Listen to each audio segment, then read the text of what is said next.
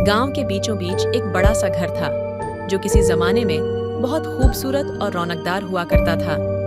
लेकिन अब उस घर को लोग वीराना के नाम से पुकारते थे।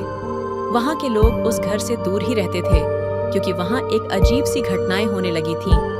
उस घर में रहने वाली एक जवान और सुंदर लड़की राधिका अपने माता पिता के साथ वहां रहती थी। राधिका बहुत प्यारी और खुश मिजाज लड़की थी, लेकिन एक दिन अचानक सब कुछ बदल गया। राधिका के अंदर एक भयानक चुड़ैल का साया आ गया।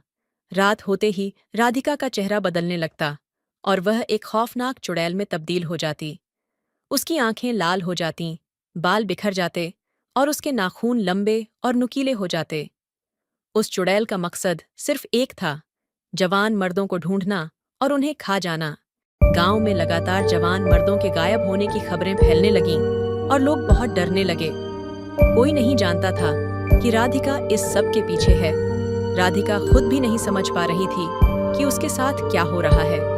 उसे याद नहीं रहता था कि वह रात को क्या करती है। वह बस हर सुबह अपने बिस्तर पर पाई जाती थी, थकी और बेजान।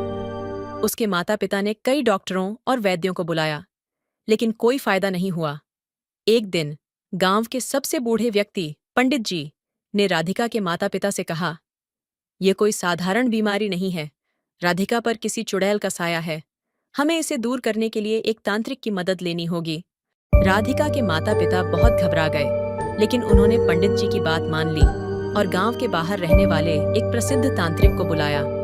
तांत्रिक ने आते ही राधिका को देखा और उसकी आंखों में छुपी चुड़ैल की आत्मा को पहचान लिया।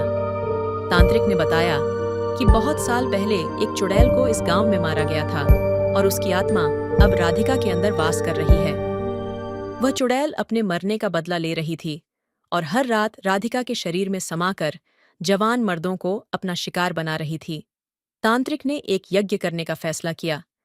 उन्होंने गांव वालों को बुलाया और कहा, अगर हमें राधिका की आत्मा को बचाना है तो इस यज्ञ में सभी को हिस्सा लेना होगा।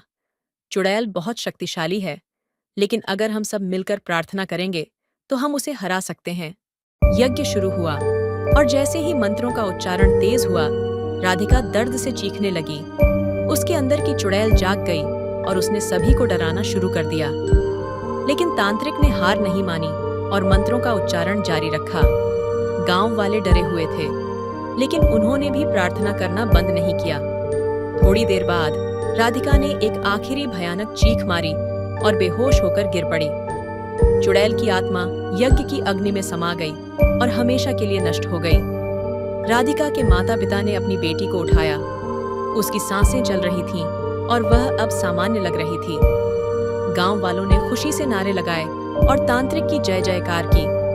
राधिका की आत्मा को आखिरकार चुड़ैल के बुरे साए से मुक्ति मिल गई थी। वीराना फिर से एक खुशहाल घर बन गया और गांव वालों ने उस दिन के बाद से एक दूसरे का साथ और भी मजबूत कर लिया।